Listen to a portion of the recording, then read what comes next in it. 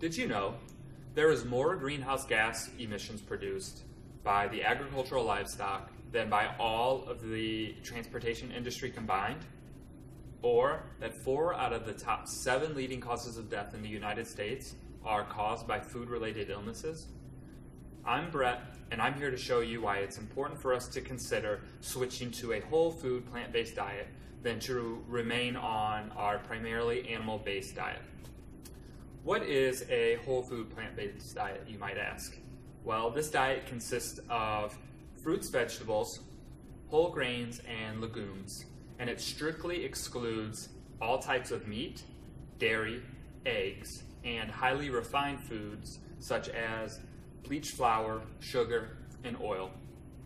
I have a very personal connection to this diet because a few years ago I actually adapted this diet. I had watched a documentary on Netflix called Forks Over Knives, and I felt I was having some of the similar symptoms that the people on the documentary were having, such as fatigue, low energy, always felt kind of sick. So I thought maybe I would try it. Well, I didn't have anything to lose. So after about a year, I went from 210 pounds to 175 pounds. But most importantly, I overall felt better. I had more energy, I recovered better after doing physical exercise, and I just overall felt a whole lot better than whenever I was eating primarily meat, dairy, and processed foods. This is also important to consider because it has substantial effects on our environment and on our health. So, as you know, if you were to poll 100 people and ask them what is the most important reason why we eat meat, 100 of those people are probably going to say for protein. And it's true. Meat provides us with a lot of protein, and it provides us with the essential 9 amino acids that we need in order to function properly. It's also a good source of vitamin B12 and zinc. However, we can get all of those things through a whole food plant-based diet. For example, we can get vitamin B12 through soy. We can get zinc through a variety of fruits and vegetables. And we can get those 9 essential amino acids through legumes, whole grains, and vegetables. Additionally, if you were to poll 100 random people and ask them, what's the most important reason why we consume milk? I bet 100 of those people would say for the calcium. And it's true. Dairy, such as milk and cheese, provide excellent sources of calcium, vitamins, and magnesium. However, according to the World Health Organization, the country who consumes the most amount of dairy also has the highest rate of osteoporosis. Now, that doesn't really make sense because if calcium is used as a defense for osteoporosis, why is it that the country, the United States, that consumes the most dairy have the highest rate of osteoporosis?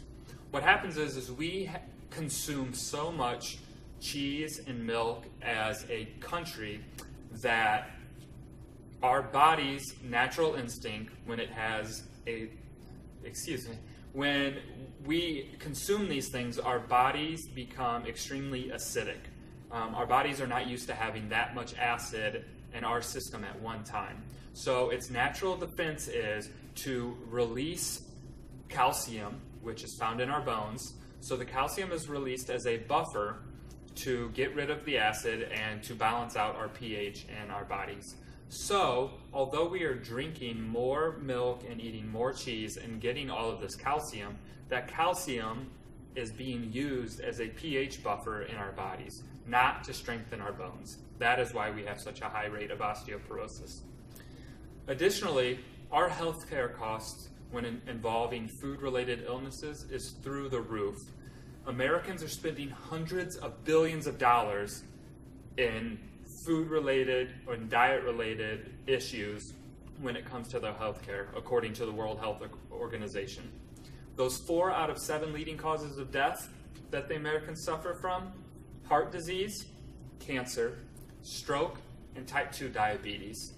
These 4 things are extremely preventable through a healthy diet that consists of whole foods and plant-based.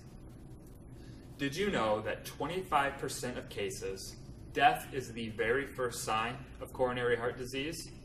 That means 1 out of 4 people who have coronary heart disease aren't even going to know that they have it because they're either going to suffer from a heart attack or a stroke. Additionally, sustainability is very important to not only myself, but for this planet, for the future of this planet. We cannot keep up producing the amounts of meats and cheese and other dairy products that the world is demanding for. It is very easy to create your own garden. It's very inexpensive and low maintenance to grow your own fruits and vegetables. A lot of people, whenever I was going on this diet, they would ask me, how are you going to get your protein? If you're not eating chicken, if you're not eating meat or eggs, how are you going to get your protein? Legumes, like beans and whole grains such as quinoa, are very, very high in protein. And spinach, 1 pound of spinach has twice as much protein as 1 pound of salami. So everybody, not everybody, but it is a general consensus that protein and meat are linked together. And it wasn't until the early 1900s whenever scientists discovered that fruits and vegetables also had protein. I think it's important that we consider these options so that we can save the future of this planet. So over the last few decades, we have heard the term global warming a lot. Did you know that 10 times the amount of energy from fossil fuels is used to create 1 calorie of animal-based protein, and that's 10 times more than creating 1 calorie of plant-based protein. The world's cattle eat enough grain to feed 8.7 billion people.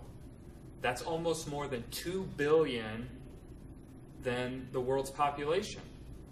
We have almost 1 billion malnourished children and adults in this world. So as a society, we are saying that it is okay to overfeed these animals so that they become big and provide more meat and more dairy, but it's not okay to solve the world hunger problem. If we adapted a whole food plant-based diet, we could easily eliminate the world hunger because we could use that grain and other products to serve these underfed humans. Additionally, since the 1970s, 20% of the Amazon rainforest has been destroyed. That's roughly the size of the state of California. And the worst part is that 80% of that land is occupied by livestock. So again, as a society, we would rather have larger portions and eat animal-based protein in every single meal than we would to create a beautiful, healthy habitat for hundreds of thousands of species, which ultimately have been eliminated over the past 40 years. And again, it doesn't show signs of stopping as we continue to destroy the forest, whether it's the rainforest in Brazil or in other South American countries. My purpose has been to persuade you to consider a whole food plant-based diet. We all have our biases and personal interests. When I first watched this documentary, I was kind of skeptical. These people had very extreme conditions. They had either suffered from a heart attack or were on lots of medication, and I wasn't to that point yet. So I wasn't sure if it was necessary for me. You know, I was younger, I was active, I thought I was okay. However, I looked at the research and I looked at the facts, and I had to question my own personal beliefs. And by doing that, I saw a lot of positive results in myself, and I feel good that I have contributed to the sustainability of the environment. If we adapt this plant-based diet, we are working towards a sustainable planet. We can help slow global warming by reducing the amount of greenhouse gas emissions and by reducing the amount of deforestation that's going on across the globe. Also, we are giving our chance at a healthy, happy, energetic life. We can reduce and eliminate diet-related diseases if we just choose our meals and our food intake more wisely. The research is there, the science is there, and the clinical studies are there. And I hope that you at least consider or look into this movement yourself. And I hope that you learn something from this and can take something and help with this process. I want to thank you for watching this presentation, and good night.